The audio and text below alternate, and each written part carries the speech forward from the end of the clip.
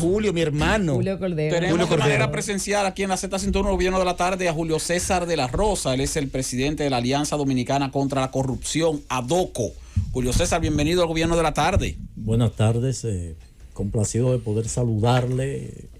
Ya en otras oportunidades por la pandemia, pues la virtualidad se había apoderado de los contactos, pero ya por suerte que se puede ir dando estos pasos. Sí, así es. Don Julio César, ADOCO, ¿cómo observa este proceso que se vive en la República Dominicana de una aparente, y en la práctica real, lucha real o verdadera contra los actos de corrupción? El Ministerio Público ha estado sometiendo a la justicia a pasados funcionarios y a funcionarios actuales.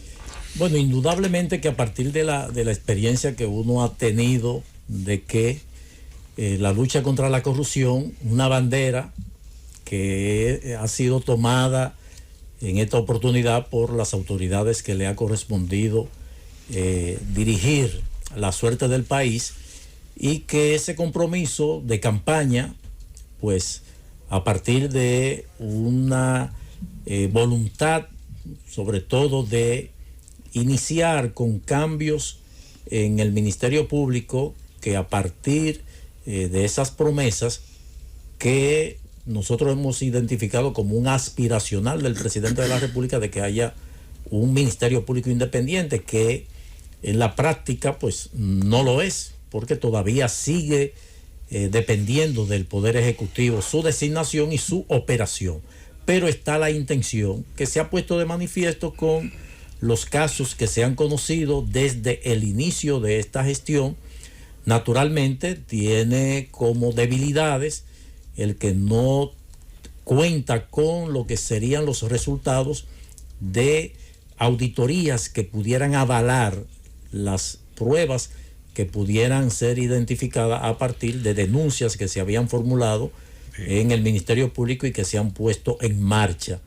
Hasta ahí pues nosotros lo valoramos, porque sin duda se ha podido verificar un cambio de aptitud en el Ministerio Público como entidad, como institución, en vista de que el Ministerio Público es uno y va a ser el mismo de manera permanente. Lo que nosotros valoramos, naturalmente, esperamos que con la misma fuerza que se persigue un caso, pues se persigan los otros. Precisamente sobre eso.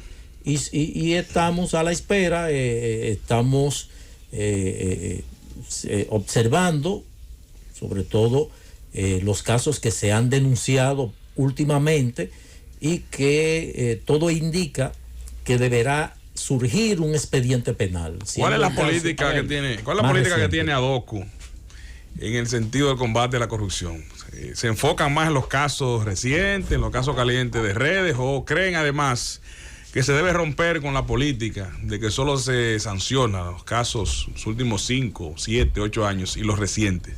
Tiene que debe abrirse y usted también enfocarse en corrupción de hace 10, 20 años atrás, 30. Claro, es que de hecho lo hacemos. Hoy se dio a conocer una auditoría de la Cámara de Cuentas donde se pone de manifiesto lo que nosotros hemos venido denunciando y llevando a la propia Procuraduría Especializada de Corrupción Administrativa, que es el caso de la reparación, remodelación y construcción de hospitales, que una parte de esos casos son los que tienen un proceso abierto, el proceso antipulpo, cuyo principal responsable fue puesto en libertad, una variación de medida, pero que tendrá que responder por otros casos que él manejó y que nosotros hemos documentado. Cuando te dice el principal responsable del caso antipulpo que fue puesto en libertad, Francisco Pagán, es el director de la OISOE. Sí. Nosotros hemos venido dándole seguimiento a lo que fue ese proceso de construcción de la ciudad sanitaria Luis Eduardo Aybar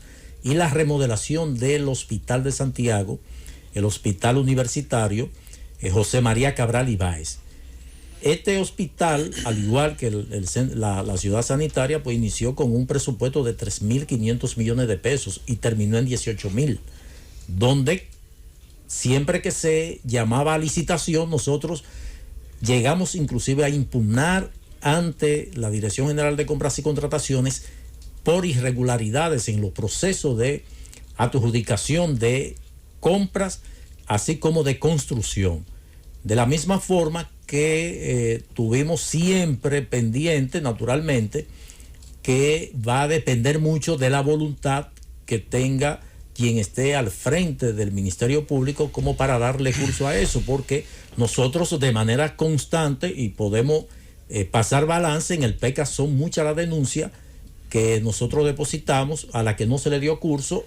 Hemos en la actualidad también hecho lo propio, no se le ha dado curso. Ahora, eso tiene, sin dudas, puede esperar a que se ponga de manifiesto realmente el promover, el movilizar el brazo persecutor del Estado a través del Ministerio Público para que tenga curso. O sea que nosotros no identificamos corrupción del pasado, del presente, sino la que se va generando sobre la marcha.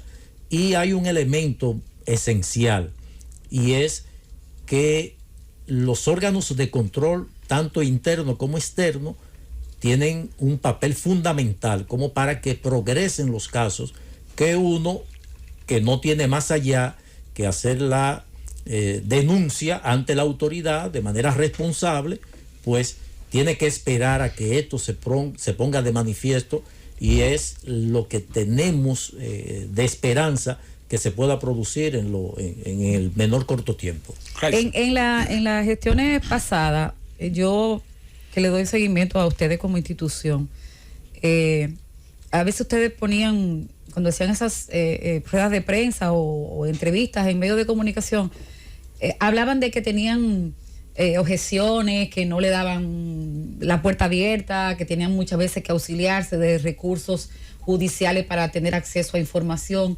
Este año y unos meses que tiene el nuevo partido de gobierno en posesión, ¿cómo usted valora eso? ¿Ustedes han tenido acceso a la información pública, a las dependencias donde ustedes quieren hacer investigación?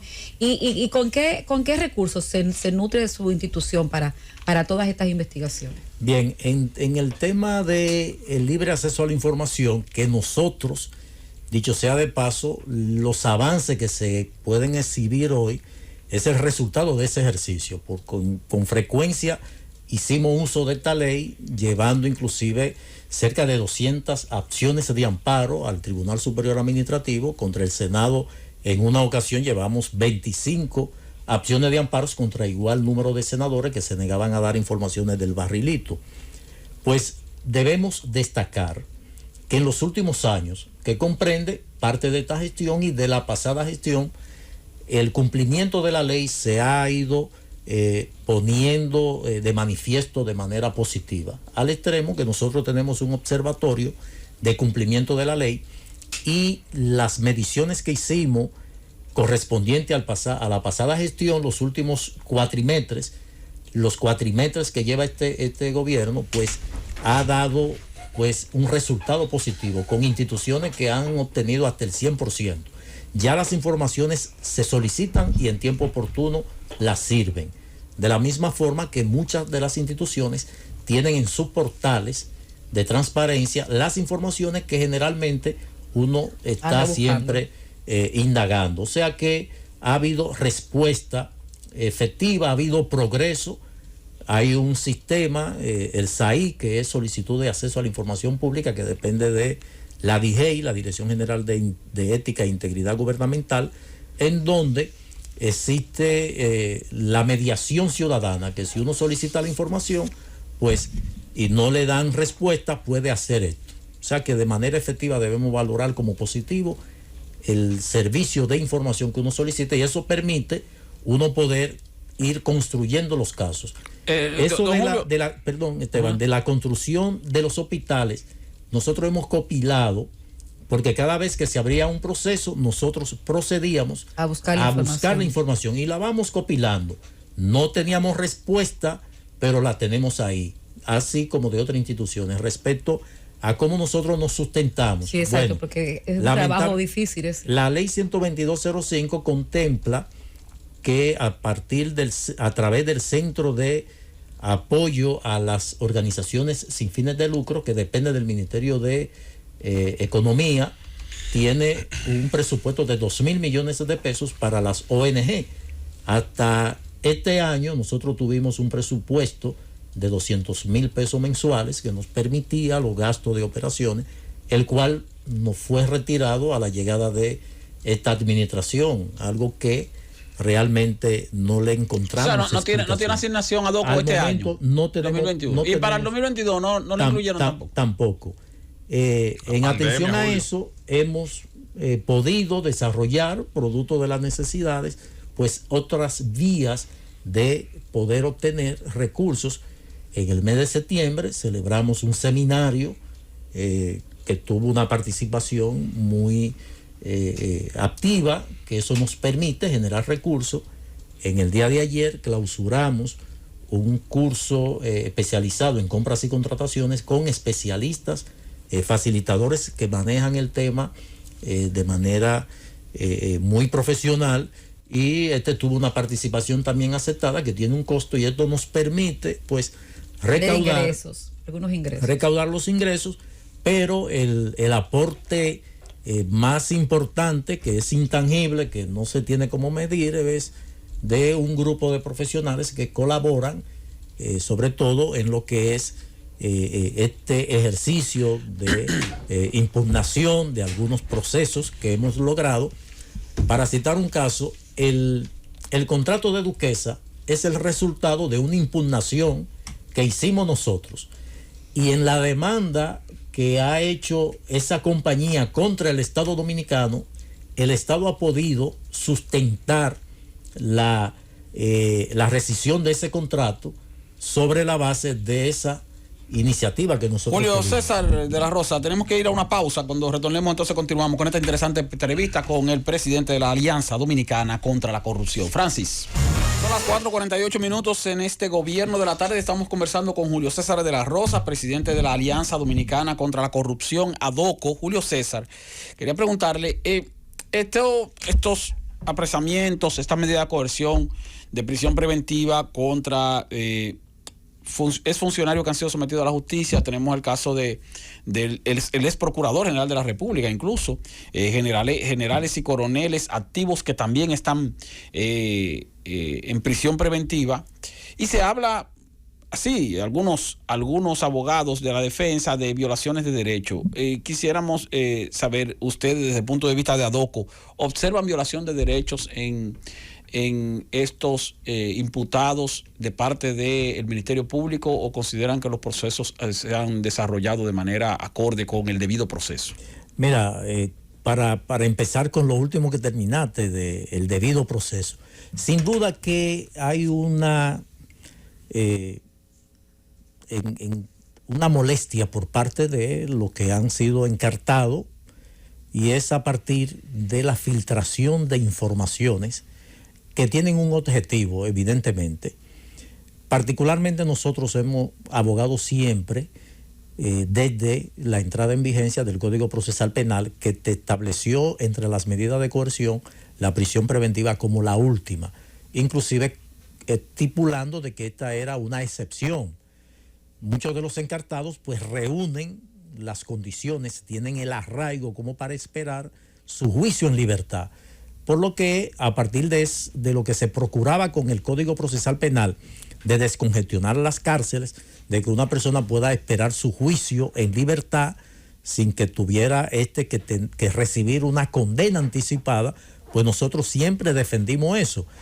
Y hemos visto en el Ministerio Público que, sin antes hacer acopio de las pruebas que pudieran soportar un expediente, que pudiera este expediente lograr el objetivo de sancionar, pero también de prevenir hacia el futuro, porque la pena tiene esa dualidad.